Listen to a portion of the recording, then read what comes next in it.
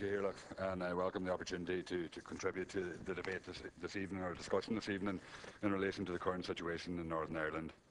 A lot of the contributions this evening have been focused on the economic progress that has been made since the ending of the ending of the conflict. And while there has been progress on economic issues and cooperation north and south, and that is very welcome, there still is huge levels of unemployment in the 6 counties and huge levels of deprivation across many communities, right across the political divide in both Loyalist and Republican communities in the 6 counties. And there's a lot of disquiet building, I think, over the last year or more in relation to the political situation on the ground as well. We have seen the reaction of Loyalist communities to the so-called flags issues and the amount of unrest this has fomented.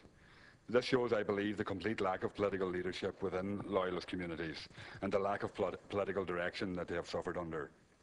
For many years they were used by unionist politicians in the British state as cannon fodder, and it has always been in their interest to ensure that they do not have political leadership. Loyalist leaders, I think, need to look to the state of their own communities and ask the questions of why they are in that situation. And they need to work within their communities to build political alternatives to unionism, which hasn't served them. The recent HAS talks have shown the lack of leadership within the mainstream unionism, and the fact that they still cannot go beyond their traditional stance of blocking progress and not making decisions that will benefit all of society. I believe that a structure, whether it is a truth commission or not, to allow families to get answers to the many atrocities that took place in the conflict has to be established. I think the government in the south has to stop letting the British government off the hook on this issue and should make sure that any structure to deal with the past includes both governments with full and frank disclosure of information. If families can believe that they will get the answers, then some form of closure and reconciliation can begin. And I think it's vitally important that the British government are forced to participate fully in any process. Within Republican communities, there are large cohorts of activists that do not see the government in Stormont as a solution to the conflict that raged for many years. And the Stormont regime is not a substitute for United Ireland and should not be seen as such by them, and it's not, I don't think anybody in the state believes that it is a substitute either. But I believe they have to question whether they should continue with the armed actions that they're taking, because I believe there is more of a need to continue political work within their communities, and the focus on armed action is only depriving communities of politically orientated activists who could spend their time representing their communities and building political strengths rather than languishing in jail.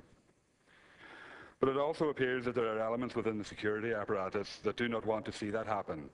The use of a system of administrative internment, where people are held for years on remand without charge, and where licences are revoked without explanation, sustains that sense of resistance and helps to create the atmosphere of conflict.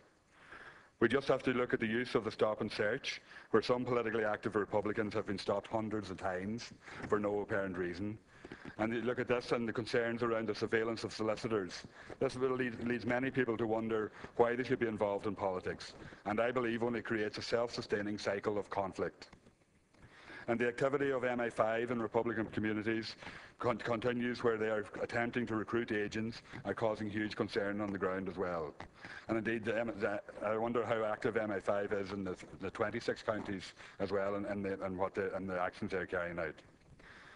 Now, some commenters believe that there are so many agents in the Republican groups that just wonder whose aims they are actually pursuing. Indeed, there are times when you have to wonder in whose interest is the continuation of armed action, and is it within the security apparatus that they want to see themselves sustained that they're encouraging it and continuing it.